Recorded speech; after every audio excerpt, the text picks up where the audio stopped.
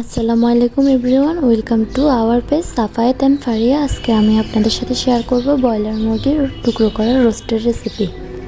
প্রথমে আমরা কিছু মুরগির টুকরো নিয়ে নিব। এরপর আমরা সামান্য পরিমাণের লাল মরিচের গুঁড়ো নিয়ে নিব।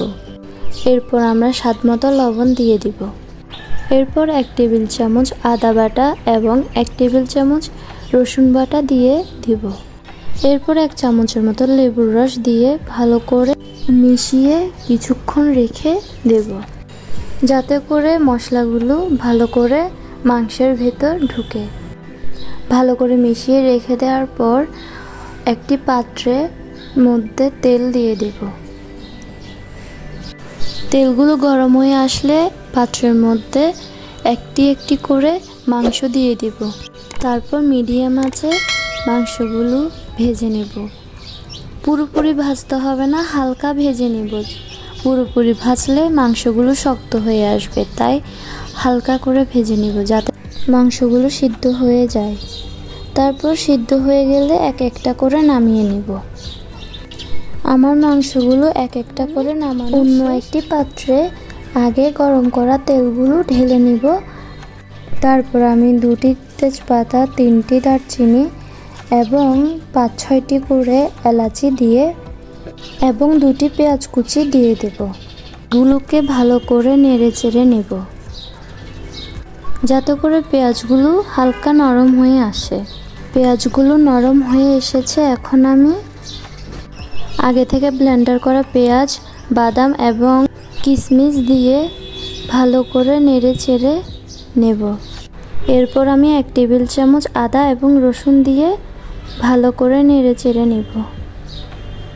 এখন আমি একটা লং, 1 চামচ জিরা, 1 চামচ লাল মরিচের গুঁড়া এবং 1 চামচ গরম মশলা দিয়ে ভালো করে নেড়ে চেড়ে নিব।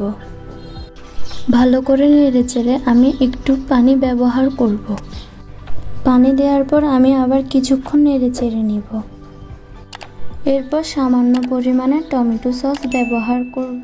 ভালো করে নেড়ে চেড়ে নিব মাংসের টুকরোগুলো দিয়ে। ভালো করে নেড়ে চেড়ে নেওয়ার পর আমি স্বাদমতো লবণ দিয়ে নেব। এরপর আবার ভালো করে নেড়ে চেড়ে লবণগুলো মিশিয়ে নেব। ভালো করে মিশিয়ে নেওয়ার পর আমি এখন 1 টেবিল চামচ ঘি ব্যবহার করব। ঘি দেওয়ার পর আবার ভালো করে নেড়ে চেড়ে নিব। আপনারা চাইলে রান্না শুরু করতে পারেন।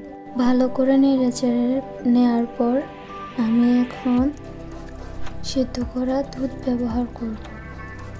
আপনারা চাইলে দুধের সাথে দইও ব্যবহার করতে পারেন। আমি শুধুমাত্র দুধ ব্যবহার করেছি। এখন আমি ভালো করে নেড়ে চেড়ে নেব। ভালো করে নেড়ে চেড়ে মিডিয়াম আছে 3 মিনিটের জন্য রেখে দেওয়ার পর আমার মুরগির মাংসের টুকরার কালারটি এমন হয়েছে। এখন আমি সামান্য পরিমাণে গোলাপ জল ব্যবহার করেছি। আপনারা চাইলে কেওড়ার জল ব্যবহার করতে পারেন। এখন আমি কিছু কাঁচামরিচের টুকরো ব্যবহার করেছি যাতে আমার মুরগির মাংসের টুকরো রোস্ট দেখতে সুন্দর দেখায়। এখন আমি নেড়ে চেড়ে টমেটো কুচি দিয়ে সাজিয়ে সুন্দর করে নেড়ে চেড়ে নেব। নেড়ে চেড়ে নেওয়ার পর আমি ঢাকনা দিয়ে কিছুক্ষণের জন্য ঢেকে দেব।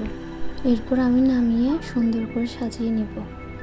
এখন আমি সাজিয়ে নিলাম আমার মুরগির মাংসের টুকরো রোস্ট কমপ্লিট। ভিডিওটি ভালো লাগলে লাইক, কমেন্ট, শেয়ার এবং ফলো দিয়ে আমাদের পাশে থাকবেন।